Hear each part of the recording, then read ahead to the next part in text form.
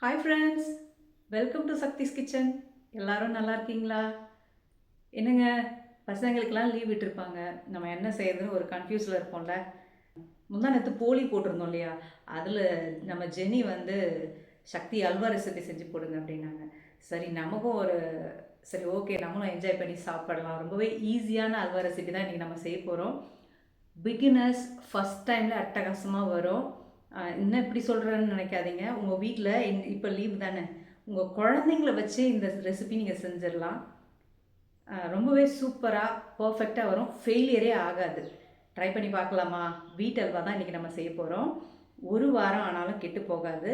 நீங்கள் அப்படியே ஸ்டோர் பண்ணி வச்சு 1 வீக் கொஞ்சம் கொஞ்சமாக நீங்கள் எடுத்து சாப்பிடலாம். சுட சுட சாப்பிட்டீங்கன்னா நீங்கள் 1 கிலோ பண்ணாலும் காலி ஆகிடும். செம்ம டேஸ்ட்டாக சூப்பராக இருக்கும்.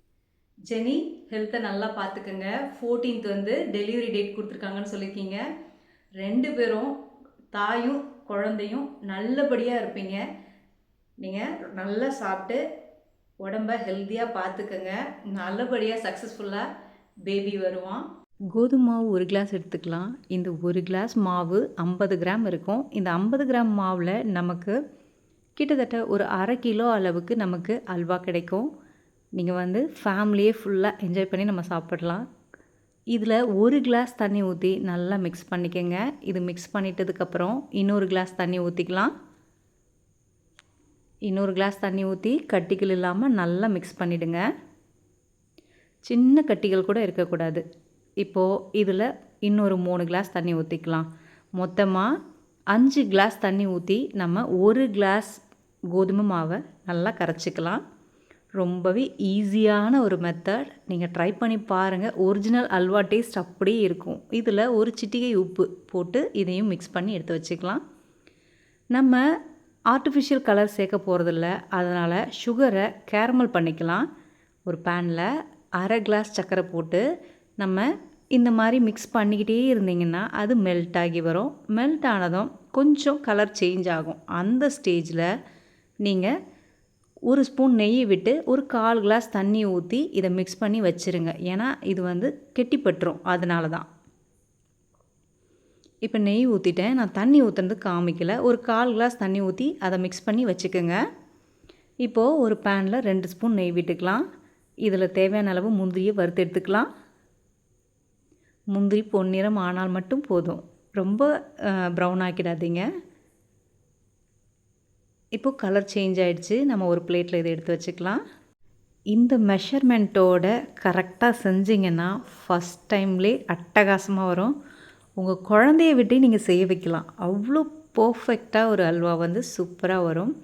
முந்திரி வறுத்து எடுத்துகிட்டு அதில் 2 ஸ்பூன் நெய் இருக்கு இல்லையா, இதுலேயே நம்ம அந்த மிக்ஸ் பண்ணி வச்ச கோதுமை மாவு கரைசலை ஊற்றிக்கலாம்.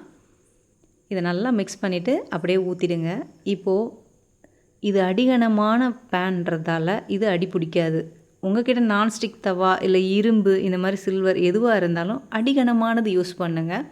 அப்படி யூஸ் பண்ணும்போது கொஞ்சம் கூட டேஸ்ட்டு மாறாமல் அடி பிடிக்காமல் பக்காவாக சூப்பராக வரும். இப்போ இது கஞ்சி பதத்துக்கு வந்துருச்சு. இந்த கஞ்சி பதம் வந்ததுக்கப்புறம் நம்ம 2 கிளாஸ் சர்க்கரை சேர்த்துக்கலாம். ஆக மொத்தம் 2.5 கிளாஸ் சர்க்கரை. 1 கிளாஸ் கோதுமை மாவுக்கு 5 கிளாஸ் தண்ணி ஊற்றி கரைச்சிக்கிறோம். அதுக்கு 2.5 கிளாஸ் சர்க்கரை சேர்த்துக்கிறோம். 1/2 கிளாஸ் கேரமல் பண்ணிட்டோம் இல்லையா, இதில் 2 கிளாஸ் சர்க்கரை சேர்த்தாச்சு. அந்த கேரமலும் சேர்த்து ஊற்றிக்கங்க. ஏன்னா நம்ம ஆர்டிஃபிஷியல் கலர் வந்து யூஸ் பண்ணக்கூடாது.